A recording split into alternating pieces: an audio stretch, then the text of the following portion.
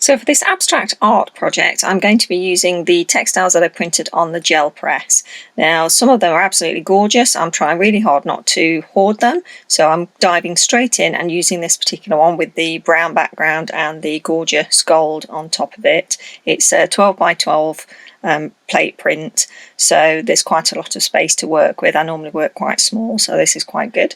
I'm using my sewing machine, and I cut out a few circles and random shapes out of the textile, and I used my sewing machine there just to create a stitch all the way around. Now, it didn't fray because obviously I printed using acrylics and a textile medium, but I did want to sort of frame those little holes, and I'm going to back some of the holes in some different fabrics. Well, I'm going to back them all in different fabrics. So I'm using some gorgeous textured fabric that I textured on the embellisher, and that's this lovely turquoise.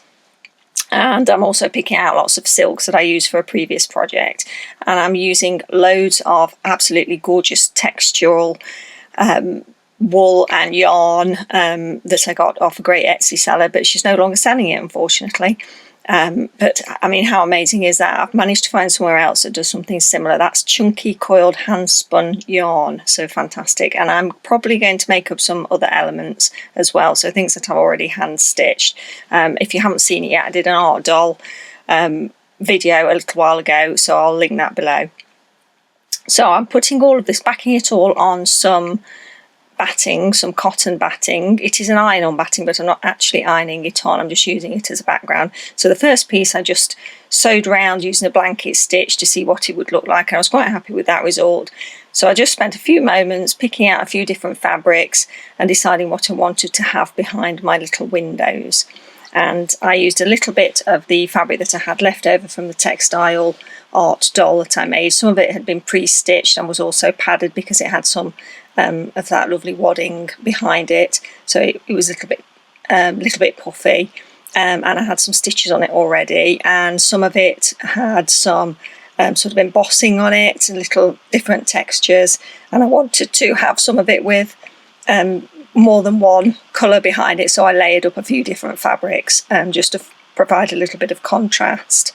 So I really enjoyed doing this, and what I did was just stitch them all in place using a buttonhole stitch and use that backing just to hold everything in place. So now all of that is sewn in, all my little windows are full of gorgeous fabrics. I then looked at all my gorgeous yarns and decided how I wanted those to go.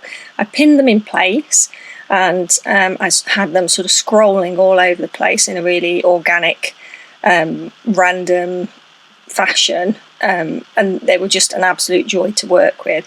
I started by stitching the grey yarn down first, which I think is it's like a wool. It's almost like an unfelted wool top, the sort that you use for felting, but it actually came in a ball. And I just stitched that down, just couched that down using some of the Sashiko thread that I'd bought, and I've shown that in a previous video. And I literally just stitched that down so that all of the thread would show as much as possible. It's almost like snail shells. I love the way that this has worked, and it really sort of frames the little windows that I've made. So I went around and stitched those on, and then I went in and stitched the chunky coil wool down, the yarn down, and that I didn't want that to show so much, so I did use a slightly darker thread, but I didn't want that to particularly show, whereas I did want the white to show.